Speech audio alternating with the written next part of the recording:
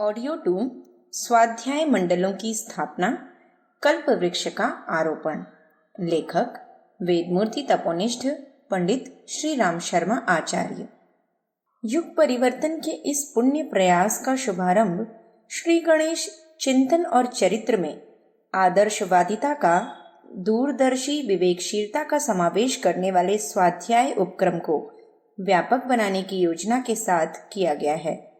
निकृष्टता सहज साध्य है। पानी ढलान की ओर बहता है और वस्तुएं ऊपर से नीचे की ओर गिरती हैं।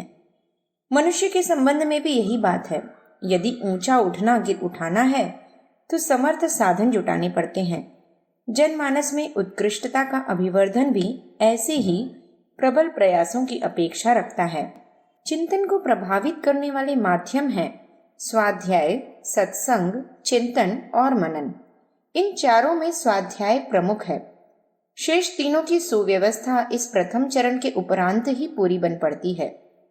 स्वाध्याय के नाम पर कथा पुराणों के पठन श्रवण का ढर्रा चलता रहता है और सत्संग के नाम पर परलोक देवलोक का ओहा पोह कहा सुना जाता है। इससे इस पुण्य प्रक्रिया का वास्तविक उद्देश्य पूरा नहीं होता।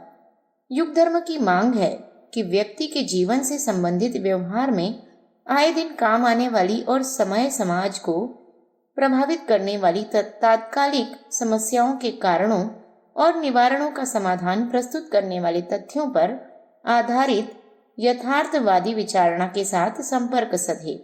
स्वाध्याय की आवश्यकता इतने से कम में पूरी होती ही नहीं।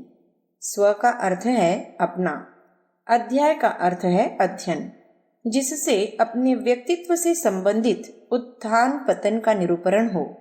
उसी साहित्यिक अध्ययन का नाम स्वाध्याय है। इस उद्देश्य के लिए भटकाव में प्रकाश उत्पन्न करने वाला, व्यवहार में आ सकने वाला साहित्य आज एक प्रकार से अनुपलब्ध ही है। इस कमी को प्रज्ञा अभियान ने पूरा किया है और जितना बन पड़ा उतना साहित्य ऐसा छापा है जो संव्याप्त अंधकार के बीच प्रकाश स्तंभ की तरह सर्वसाधारण का मार्गदर्शन कर सके। इन दिनों सत्संग की आवश्यकता भी स्वाध्याय ही पूरी करता है, क्योंकि तत्वदर्शी युग मनीषियों तक पहुंच सकना, उनके साथ यथेष्ट समय तक परामर्श करते रहना बढ़ती हुई व्यस्तता के कारण संभव नहीं रहा। फिर मुद्रण कला का विकास होने के उपरांत वैसी आवश्यकता भी नहीं रही। अब अपनी सुविधा के समय में अभिष्ट विषयों पर उच्च स्तरीय युग मनीषियों का सत्संग लाभ ले सकना युग साहित्य के माध्यम से सरलता पूर्वक उपलब्ध है। सत्संग के नाम पर सिरफिरे लोगों की सनके सुनने और अपना समय तथा मस्तिष्क खराब करने की अपेक्षा यही उत्तम है कि प्रज्ञा साहित्य घर बैठे पढ़ा जाए और इस माध्यम से स्वाध्याय और सत्संग की उभय पक्षीय आवश्यकता एक साथ पूरी कर ली जाए। लगता यह है कि कार्य असंभव सा है। इतने बड़े जनमानस को प्रभावित कर उन्हें सही दिशा देना लगता तो कठिन है, पर उसका समाधान तो सरल है। व्यापक अंधकार को एक टिमटिमाता दीपक चुनौती दे सकता है। जागृत आत्माओं में से थोड़े से भी संकल्पवान उभरे तो अग्रिम पंक्ति में खड़े होकर वह मोर्चा संभाल सकते हैं।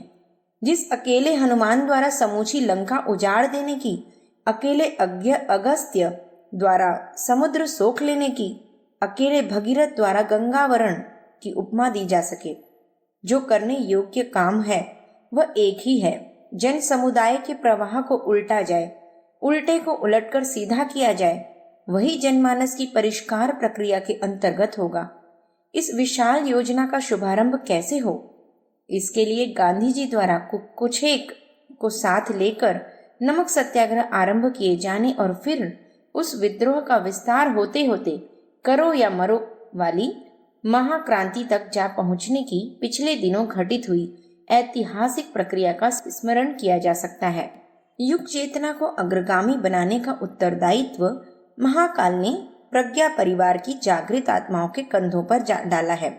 उन्हें अग्रिम मोर्चे पर खड़ा किया है और लोकमानस के परिष्कार की प्राथमिक आवश्यकता पूरी करने को जुट पड़ने के लिए प्रेरित एवं बाधित किया है।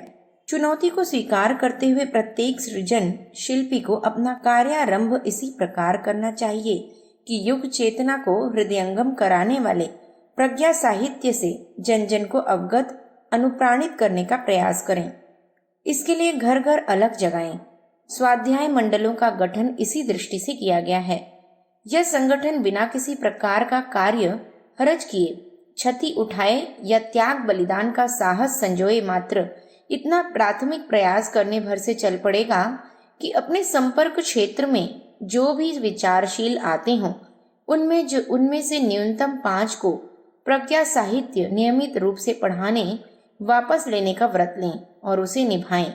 जो आधा घंटा नित्य युग चेतना को पढ़ें या सुने वे सभी इस स्वाध्याय संगठन के सदस्य जाने जाएंगे।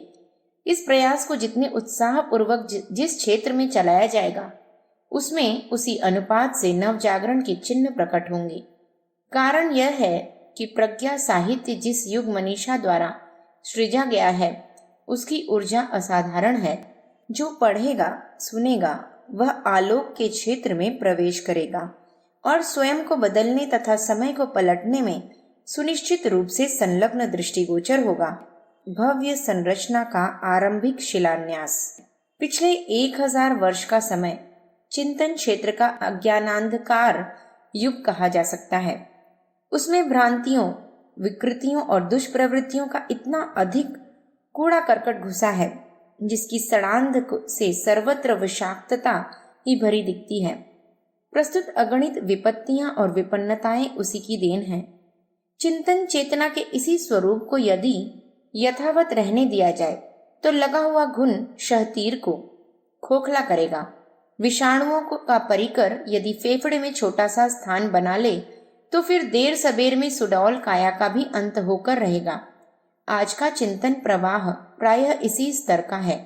उसके प्रभाव क्षेत्र में आने के उपरांत शरीर, मन, परिवार, समाज सब कुछ विषाक्त होता चला जा रहा है। समृद्धि, शिक्षा, कला, सुविधा, सामग्री की प्रस्तुत अभिवृद्धि को मानवीय इतिहास में अद्भुत असाधारण कहा जा सकता है। यदि चिंतन भी मानवीय गरिमा के अनुरूप होता तो स्थिति परिस्थिति ऐसी रही होती जिस पर देवता ईर्ष्या करते और स्वर्ग को निछावर किया जा सकता।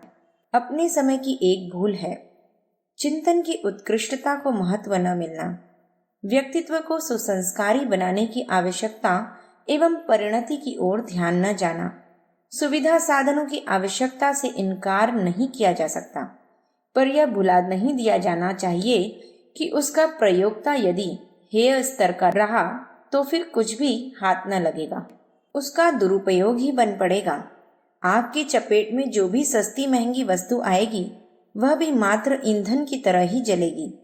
घटिया चिंतन और ओछा व्यक्तित्व रहते न तो उचित रीति से उचित मात्रा में वैभव अर्जित हो सकेगा और यदि हुआ भी तो उसका उपयोग अपने लिए, दूसरों के लिए मात्र संकट खड़े करने के भर के लिए होता रहेगा। समृद्धि से तात्कालिक लिप्सा तो कोई भी पूरी कर सकता है, किंतु यदि उसका सत्परिणाम अभीष्ट हो तो फिर यह अनिवार्य होगा कि प्रयोक्ता का दृष्टिकोण एवं प्रयोग क्रम उच्च स्तरीय बने। चिंतन की निकृष्टता के रूप में जो कूड़ा कचरा जमा पड़ा है और जनमानस को प्रभावित करता रहा है उसे बुहारने के लिए सामान्य बुहारी की नहीं वरन तूफान जैसे अंधड़ की आवश्यकता पड़ेगी। इन दिनों नियति की संतुलन व्यवस्था ने ऐसा ही प्रवाह उत्पन्न किया है जिसे विचार क्रांति या प्रज्ञा अभियान कहा जा सकता है। इसके अंतर्गत नवयुग की ऐसी विचारधारा का प्रस्तुतिकरण किया गया है जो प्रस्तुत मान्यताओं, आदतों और परंपराओं का नए सिरे से पर्यवेक्षण और निर्धारण कर सके। युगांतरीय चेतना के अंतर्गत ऐसी ही सर्वांगपूर्ण विचार प्रक्रिया का निर्माण किया गया है और उसे प्रज्ञा साहित्य के रूप में जन साधारण के लिए प्रस्तुत किया गया है। इस छोटे प्रयास से निकट भविष्य में आशातीत और आश्चर्यजनक परिवर्तन होने की अपेक्षा की जा सकती है। इस नितांत सस्ते, सर्वसुलभ किंतु उच्च स्तरीय, सर्वथा व्यावहारिक तत्व चिंतन से भरे पूरे साहित्य को अधिकाधिक लोगों द्वारा पढ़ा जाना वह उपाय है जिसके सहारे विचार क्रांति की व्यापक आवश्यकता को सामान्य प्रयत्नों से ही पूरा किया जा सकता है। इतना बन पड़ा तो व्यक्ति का दृष्टिकोण बदलेगा, चिंतन बदलेगा और उसका सीधा प्रभाव चरित्र पर पड़ेगा। युग परिवर्तन का यही मार्ग है। व्यक्ति बदले तो युग बदले, हम सुधरेंगे तो युग सुधरेगा। यह सुधार परिवर्तन ही प्रस्तुत अगणित समस्याओं का एकमात्र हल है। विचारों की शक्ति कितनी प्रबल प्रचंड होती है, इसे व्यक्तिगत जीवन में हुए महान परिवर्तन पर दृष्टिपात करके सहज ही समझा जा सकता है। नारद के प्रखर परामर्श ने वाल्मीकि, ध्रुव, प्रहलाद, पार्वती आदि असंख्यों की दिशाधारा बदल दी। बुद्ध के परामर्श से अंगुलीमाल, हर्षवर्धन, अशोक आदि ने अपने पूर्व प्रवाह का कायाकल्प ही कर डाला था। सूरदास, तुलसीदास आदि कितनों ने अपनी पुरानी केंचुल पूरी तरह बदलकर फेंक दी थी। संसार के महामानवों में से प्रत्येक की दिशाधारा मोड़ने मरोड़ने में मात्र विचार शक्ति की ही भूमिका रही है, भले ही वह कहीं से भी प्राप्त क्यों न हुई हो। शंकराचार्य, तुकाराम, गांधी आदि जन्म से ही वैसे नहीं थे। जैसे उच्च स्तरीय विचारों के अवलंबन से उनके प्रयासों ने नया जामा पहना और नया कार्यक्रम अपनाया। यह प्रक्रिया हर छोटे बड़े महामानव के व्यक्तिगत जीवन में किसी न किसी माध्यम से संपन्न हुई है। व्यापक सामाजिक क्रांतियों के मूल में यही प्रखर प्रेरणा काम करती दृष्टिगोचर होगी, भले ही बाद में उनका घटनाक्रम किसी भी रूप से घटित क्यों न होता हो। साम्यवाद की विचारधारा से आज संसार का आधे से अधिक जन समुदाय पूरी तरह या आंशिक रूप से प्रभावित है। घटनाक्रम का पर्दा उठाकर देखा जाए तो उसके पीछे कार्ल मार्क्स की लेखनी को डायनामाइट की विशालकाय सुरंग जैसी भूमिका निभाते देखा जा सकता है। उसी चिंगारी ने दावानल की तरह प्रकट होकर विश्व के अधिकांश भाग को अपनी लपेट में ले लिया है। प्रजातंत्र के जन्मदाता रूसो की लेखनी किस प्रकार संसार भर की विवेक विचारणा को झकझोरने में समर्थ हुई। किसी की समझ में न आने वाला, सर्वथा असंभव दिखने वाला जनता द्वारा जनता पर स्वयं का शासन सिद्धांत कार्यान्वित हुआ। यह एक जादुई सपने जैसा चमत्कार है। रूसो की लेखनी न उठी होती तो संभवतः आज भी प्रजातंत्र किन्हीं अन्यान्य तत्व दर्शनों में से एक होता और किन्हीं पुस्तकालयों में विराजता, जबकि आज राजमुकुटों के शमशानों पर प्रजातंत्रीय व्यवस्था सुरम्य उद्यानों की तरह लहलहाती देखी जा सकती है। 3/4 विश्व में आज प्रजातंत्रीय शासन व्यवस्था है। इसे विचार चेतना का प्रस्फुरण कह सकते हैं। अमेरिका में दास प्रथा की गहराई तक घुसी जड़ों को उखाड़ने का श्रेय श्रीमती स्टो की एक पुस्तक टाम काका की कुटिया को दिया जाता है। वह न लिखी गई होती तो वहां इतना प्रचंड आंदोलन न उभरा होता और लाखों निरीहों को न जाने कब तक उत्पीड़न सहते रहना पड़ा होता। यूरोप को पोपवाद के अंधविश्वास से छुड़ाने में मार्टिन लूथर की भूमिका अनंत काल तक स्मरण की जाती रहेगी। भारत में दयानंद, विवेकानंद, ईश्वर चंद्र विद्यासागर, तिलक, अरविंद आदि ने जो विचार जनसाधारण को प्रदान किए, उनके लिए पीढ़ियां उनकी कृतज्ञ रहेंगी। ईसाई धर्म के विस्तार में क्रिश्चियन मिशन द्वारा संसार की समस्त भाषाओं में किए गए विचार प्रसार का साहित्य प्रकाशन का असाधारण महत्व है। किसी की विचारणा प्रभावित करके ही उसे अभ्यस्त ढर्रे से विरत करके उत्थान पतन के असाधारण मार्ग पर चलाया जा सकता है। गीता रामायण का भारतीय जनमानस पर कितना गहरा प्रभाव है, उसे देखते हुए सहज ही समझा जा सकता है कि साहित्य की कितनी क्षमता होती है। भारतीय संस्कृति के रूप में ऋषियों ने जो महान अनुदान दिए हैं, उनका एकमात्र माध्यम उनके द्वारा रचा गया शास्त्र साहित्य ही है, जो अनंत काल तक अपना दिव्य आलोक ज्योतिर्मय किए रहेगा। उसकी महत्ता प्रत्यक्ष एवं सामयिक प्रवचनों से कहीं अधिक है। उपरयुक्त विवरणों से किसी भी विचारशील को यह समझने में कठिनाई नहीं होनी चाहिए कि उच्च स्तरीय विचारों को जनजीवन में प्रवेश कराने के लिए आलोक भरे साहित्य का कितना अधिक प्रभाव है। अब तो सत्संग भी साहित्य में ही केंद्रीभूत हो गया है।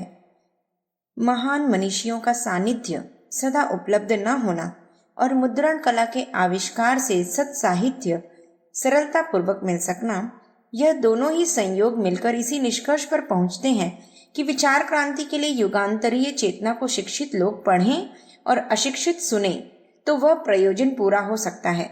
जिसे लोकमानस का परिष्कार कह सकते हैं। यदि यह प्रक्रिया सचमुच ही चल पड़े और यह प्रयास वस्तुतः व्यापक हो सके तो समझना चाहिए कि प्रज्ञा अभियान के प्रतिपादनों से जन जन के मन को युग चिंतन के साथ जोड़ने और अवांछनीयता से विरत करके औचित्य का पक्षधर बनाने में सफलता मिल सकती है। उथले व्यक्तियों के उथले प्रतिपादन तो ऐसे ही बेपर की उड़ाने बनकर छितराते, लाते खाते और उपहासास्पद बनते रहते हैं, परंतु युग ऋषियों द्वारा काल मंथन की प्रज्ञा साधना का आधार लेकर जो प्रतिपादन प्रस्तुत किए जाते हैं उनके बारे में बात ऐसी नहीं है। विवेक समर्थित तथ्यों पर आधारित ऐसी युगांतरीय चेतना तो सदा व्यापक बनती और सफल होती रही है। पहले उन्हें विज्ञजन अपनाते हैं, बाद में जन साधारण के गले उतरने योग्य बन जाती है। प्रभात किरणें सर्वप्रथम शिखरों पर चमकती है, बाद में उनमें आलोक से समूचा धरातल ज्योतिवान होने लगता है।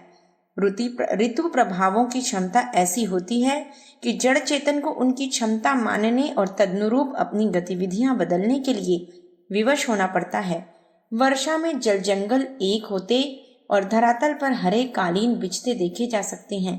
शीत से सभी सिकुड़ते हैं, पेड़ तक अपने पत्ते गंवा बैठते हैं। गर्मी में चक्रवात घूमते, अंधड़ चलते और गर्मी से प्राणियों को हाँफते, मुंह छिपाने के लिए छाया ढूंढते देखा जा सकता है। वसंत आया नहीं कि वनस्पतियां फलों से लदती हैं, पशु पक्षी कुदकते फुदकते हैं और कोयलों भौरों के झुंड अपनी तान सुनाते फिरते हैं। यह ऋतु प्रभाव का चमत्कार है। प्रचंड विचारों के प्रवाह को भी ऐसे स्तर का समझा जा सकता है। वातावरण बना तो फिर अनुगमन कर्ताओं की कमी नहीं रहती। बुद्ध को लाखों परिव्राजक मिले, गांधी जी को सत्याग्रहियों की कमी नहीं पड़ी। रामादल में न जाने कहां से रीछ वानर आ घुसे। गोवर्धन उठाने वाले ग्वाल वालों का संख्या बल, साहस और उत्साह देखते ही बनता था। इसी को कहते हैं ऋतु प्रभाव जैसा वातावरण। स्वाध्याय मंडलों की स्थापना वाला प्रज्ञा अभियान का प्रस्तुत चरण ऐसा ही है, जिसके पीछे युगांतरीय चेतना की अदृश्य प्रचंड प्रेरणा अपनी प्रखरता का परिचय देती हुई देखी जा सकती है। ऐसे प्रसंगों का विस्तार होते देर नहीं लगती। एक चिंगारी देखते देखते दावानल बन सकती है और सुविस्तृत क्षेत्र को भस्मसात कर सकती है। ईसा, बुद्ध, गांधी आदि के रूप में उत्कृष्टता की पक्षधर क्रांतियां भी आंधी तूफान की तरह उठी और अपना प्रयोजन पूरा करने के उपरांत ही रुकी। इस महत् कार्य के लिए संकल्पवान परिजनों के उठ खड़े होने भर की देर है। संकल्प की शक्ति महान है। यह एक सुनिश्चित तथ्य है कि जो भी अपने संकल्प के प्रति सच्चा होगा और उसके प्रति निष्ठा, लगन, परिश्रम का परिचय देगा, वह सीमाबद्ध होकर नहीं रह सकता। प्रबल प्रेरणा अपने संपर्क क्षेत्र को प्रभावित करती और अनुयायी बनाती रहती है। प्रबल मन और कर्म का एकाकीकरण करने के उपरांत चोर, लबार, व्यभिचारी, शराबी, जुआरी, दुर्व्यसनी अपना गिरोह बनाते और परंपरा चलाने में सफल होते रहते हैं, तो कोई कारण नहीं कि प्राणवान, निष्ठावान और संकल्पवानों को सीमाबद्ध होकर रहना पड़े। वंश वृद्धि की तरह विचार विस्तार का भी अपना क्षेत्र है और उसमें भी एक से अनेक होने की सृष्टा के मूल संकल्प की तरह परिपूर्ण गुंजाइश है। स्वाध्याय मंडल प्रक्रिया के विचार की बात सोचनी हो तो उसके लिए पूरी गुंजाइश विद्यमान है। लाखों प्रज्ञा परिजनों में से 100 के पीछे एक भी प्रज्ञापुत्र स्तर का हो और वह मात्र एक स्वाध्याय मंडल बनाता चले तो ढेरों मंडल बन सकते हैं। प्रत्येक के 30 सदस्य होने पर उस पुण्य प्रयोजन में निरत व्यक्तियों की संख्या करोड़ों में हो जाती है। इतने व्यक्ति 1 से 5 वाली छलांग मात्र 3 बार लगा दें तो उसकी लपेट में संसार भर में बसने वाला मनुष्यों का समुदाय सरलता पूर्वक आबद्ध हो सकता है। स्वाध्याय एक व्यक्ति तक सीमित हो तो वह नगण्य हो सकता है, पर यदि उसके साथ 1 से 5 की विस्तार वाली चक्र वृद्धि प्रक्रिया जुड़ जाती है तो समझना चाहिए कि अपनी उपयोगिता और वरीयता के कारण उसको विश्वव्यापी बनाने की पूरी संभावना विद्यमान है। आरंभ में ही प्रयास लड़खड़ा जाए और होली की आग बुझ जाए तो निराशा का अवसर आ सकता है। स्मरण रहे, बात भजन पूजन की तरह स्वाध्याय के रूप में पन्ने उलट देने की चिन्ह पूजा कर देने जैसी नहीं है। इसके पीछे पढ़ने वाले को झकझोर डालने वाले, उठाकर खड़ा कर देने वाले प्रभात काल जैसी ऊर्जा और एवं प्रेरणा भरी पड़ी है। जो प्रज्ञा साहित्य नियमित रूप से पढ़ेगा वह कुछ नए ढंग से सोचेगा और अंततः हम बदलेंगे साथ साथ युग बदलेगा की भूमिका निभाते हुए भी दृष्टिगोचर होगा। उसी विचारणा को जीवंत कहा जा सकता है जो कार्य रूप में विकसित हो। बीज वही सराहनीय है जो अंकुरित होने का समय आने पर अपने जीवंत होने का प्रमाण प्रस्तुत करे। युगांतरीय चेतना इस दृष्टि से प्राथमिक परीक्षा में उत्तीर्ण हो चुकी है। एक बीज ने गलकर जिस वृक्ष के रूप में विकास किया है, उससे उत्पन्न हुई फसल को लाखों दानों के रूप में देखा जा सकता है। प्रज्ञा परिवार के वर्तमान लाखों सदस्य इस बात के साक्षी हैं कि उन्हें युग साहित्य के माध्यम से मिलने वाली ऊर्जा ने कितना नरम गरम किया है और बदलकर कहां से कहां ला टिकाया है। उतनी साक्षियों पर किसी को विश्वास हो सके तो उसे यह भी अनुभव करना चाहिए कि प्रज्ञा साहित्य के स्वाध्याय का प्रचलन यदि छोटे श्री गणेश से आरंभ होकर क्रमशः अधिकाधिक व्यापक और विस्तृत होता चला गया तो उसकी क्या परिणति हो सकती है। सृष्टा के एको हम बहुश्यामी संकल्प की ही तरह वंश वृद्धि की सर्वत्र दिख पड़ने वाली प्रक्रिया विचार विस्तार पर भी लागू हुए बिना रह नहीं सकती। शर्त एक ही है कि उसके मूल में तथ्य एवं सत्य हो और ज्वलंत करने के लिए प्राणवान ऊर्जा स्रोत व्यक्तित्व। स्वाध्याय मंडलों की स्थापना के पीछे ये सभी आधार विद्यमान हैं। देर श्री गणेश भर की है, देरी बिगुल बजाने वालों की है। समय की मांग, मानवीय गरिमा की गुहार एक सुसज्जित सेना की तरह कमर बांधे खड़ी है। उसे प्रयाण का आदेश मिलने भर की देर है। चतुरंगिणी कहाँ से कहाँ जा पहुंचेगी और क्या से क्या कर गुजरेगी, उसे प्रयाण का आदेश मिलने भर की देर है। चतुरंगिणी कहाँ से कहाँ जा पहुंचेगी और क्या से क्या कर गुजरेगी, इसे अपनी यहीं आंखें देख और उन दृश्यों का जादू चमत्कार जैसा अनुभव कर सकती हैं। स्वाध्याय मंडलों की स्थापना का छोटा काम इसी दृष्टि से प्रज्ञा परिजनों को सौंपा गया है कि इसे एक कल्प वृक्ष उद्यान का बीजारोपण मानकर उसे सरलता पूर्वक संपन्न कर सकें और नव सृजन में अपनी भागीदारी का एक ऐतिहासिक अध्याय पूर्व जोड़ सकें। स्वाध्याय मंडल छोटे प्रज्ञा संस्थान। प्रज्ञा संस्थान 2400 से बढ़कर अब 4000 के करीब जा पहुंचे। प्रज्ञा परिवार की असंख्य आत्माएं ऐसी हैं जो इमारत बनाने के लिए आवश्यक सहयोग एवं साधन उपलब्ध न कर सकी। एकाकी प्रयत्नों से वह प्रक्रिया बन नहीं पड़ रही थी। इस असमंजस को दूर करने के लिए असंख्य प्रज्ञापुत्रों को अपने पुरुषार्थ से कोई चिरस्मरणीय संरचना खड़ी कर सकने की दृष्टि से इस वर्ष स्वाध्याय मंडलों की स्थापना का अभियान चलाना चाहिए। इसे प्रकारांतर से बिना इमारत वाले, बिना प्रक्रिया वाले प्रज्ञा संस्थान ही कहना चाहिए, क्योंकि उत्तरदायित्व तो उन्हें भी छोटे रूप में वही निभाने होंगे जिन्हें बड़े शक्तिपीठों, प्रज्ञा पीठों को निभाने के लिए आरंभ में ही कहा गया था और अब भी कहा जा रहा है। 21वीं सदी के इस 5वें वर्ष में 24,000 स्वाध्याय मंडलों की स्थापना का लक्ष्य रखा गया है। इस छोटे सृजन को कोई भी भावनाशील प्रज्ञापुत्र सहज ही अपने एकाकी बलबूते संपन्न कर सकता है। उसके साथ जुड़े हुए उत्तरदायित्वों को बिना किसी कठिनाई के भली प्रकार वहन कर सकता है। यह प्रत्येक जागृत आत्मा की प्रतिभा प्रखरता को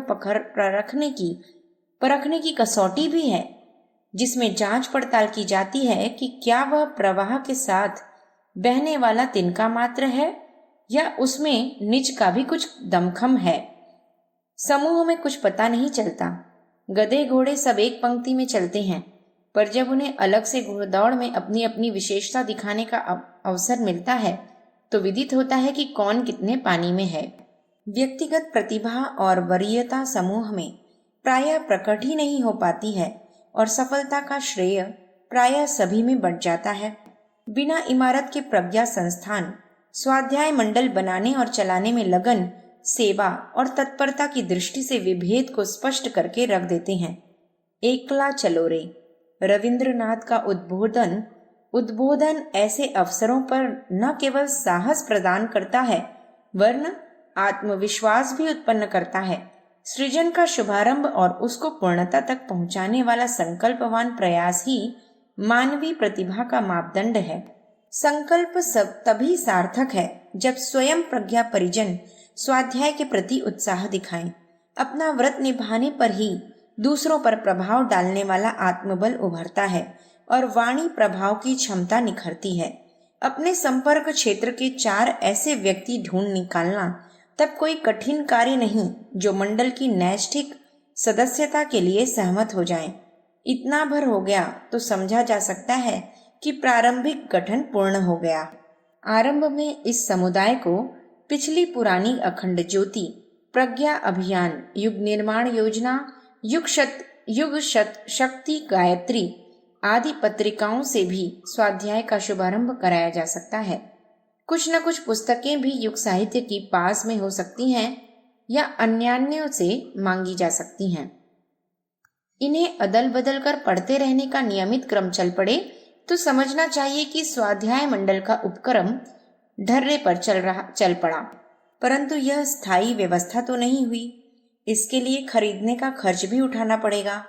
इसकी व्यवस्था ठीक इसी प्रकार हो सकती है कि मंडल के सूत्रधार 5 नैष्ठिक सदस्य अपने अपने ज्ञान घट रखें और उसमें दैनिक अनुदान जमा करें।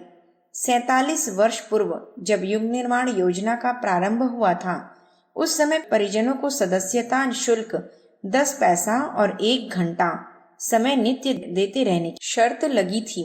ईमानदार सदस्य तब से लेकर अब तक उस शपथ का निर्वाह सामर्थ्यानुसार करते आ रहे हैं। आस्था विहीनों की बात दूसरी है, जिन्हें स्वार्थ भर याद रहता है, कर्तव्य चुटकी बजाते ही विस्मृत हो जाता है। अब 47 वर्ष में महंगाई कहाँ से कहाँ जा पहुंची। ऐसी दशा में ज्ञानघट की राशि बढ़ाकर 1 रुपया कर दी गई तो उसे भी वहन किया जाना चाहिए। स्वाध्याय मंडल के नैष्ठिक 5 सदस्य अपने ज्ञान घटों में 1 रुपया नित्य डालें तो महीने में 150 रुपए बन जाएंगे। इतने में 30 सदस्यों को एक पौष्टिक आध्यात्मिक भोजन नियमित रूप से अच्छे जलपान की तरह मिलना आरंभ हो जाएगा। भूख बढ़ेगी तो उसका भी प्रबंध होगा, पर आरंभिक ढर्रा घुमाने के लिए मंडल की आरंभिक व्यवस्था 5 ज्ञान घटों की राशि से ही हो सकती है और एक सुनिश्चित रचनात्मक कार्य सुव्यवस्थित रूप से चलता रह सकता है। स्वाध्याय मंडलों की प्रज्ञा संस्थानों के रूप में भूमिका इससे आगे की बात है। बिना इमारत के प्रज्ञा संस्थानों के रूप में इन्हें एक प्रकार के छोटे ट्रस्ट ही कहा जा सकता है। अतएव छोटे रूप में उत्तरदायित्व भी उनके वही हैं जो बड़ों के लिए बड़े रूप में बड़े क्षेत्र में निर्धारित किए गए हैं। 5 नैष्ठिक सदस्य एक प्रकार से ट्रस्टी हैं। सूत्र संचालक, कार्यवाहक, मैनेजिंग ट्रस्टी, अध्यक्ष वह है जिसने मंडल का शुभारंभ किया और अपने को अग्रिम मोर्चे पर खड़ा करके सहयोगियों का एक परिवार संजोया। सूर्य ने भी यही किया है। उसका संबंध नवग्रहों से है। इन ग्रहों के अपने अपने चंद्रमा हैं। इसी प्रकार स्वाध्याय मंडल को एक सौर परिवार और अनुसदस्यों को उपग्रह कहा जा सकता है। संस्थापक को इस परिवार का सूर्य कहने में कोई अतिशयोक्ति नहीं है।